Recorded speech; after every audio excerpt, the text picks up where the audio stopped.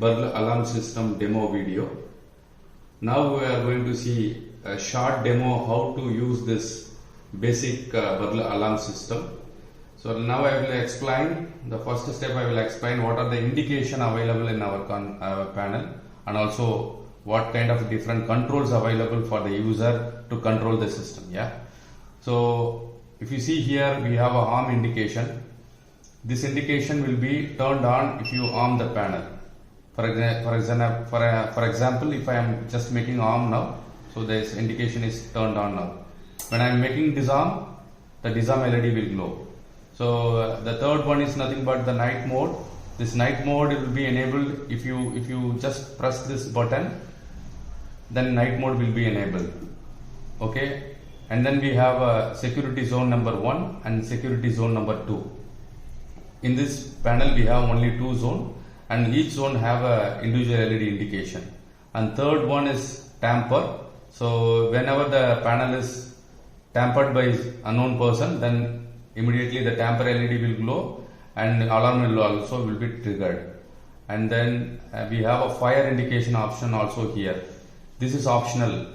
If user need the fire interface requirement, then we will enable this option. By default, the fire will be disabled in the panel level. And then last one is the fault indication. This fault indication is nothing but if at all you have any fault, then the fault indication will be turned on. Here the battery is not connected with the panel. Due to that, this fault indication is turned on here. I'm just going to explain this the panic button how to use.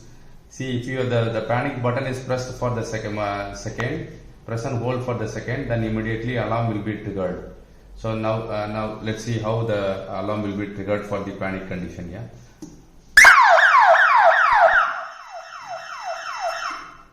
So I hope you all can able to see how the panic is enabled. Also immediately we got a call at the mobile phone. So I am just attending the call, and the pre-recorded voice message also will be played here.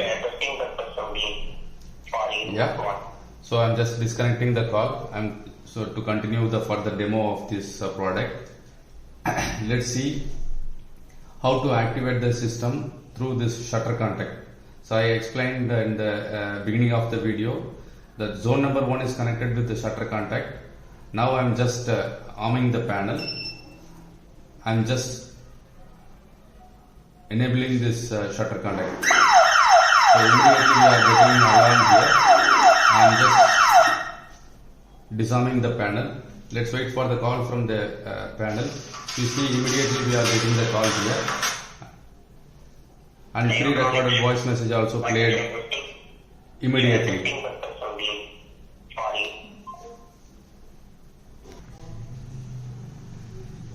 Okay, let's continue the internal wiring details now.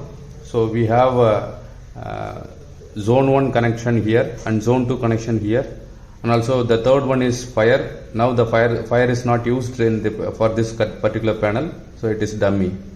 And then the fourth connector is nothing but the hooter output connector, and then the fifth one is the voltage output to the external sensor, or also for the GSM dialer.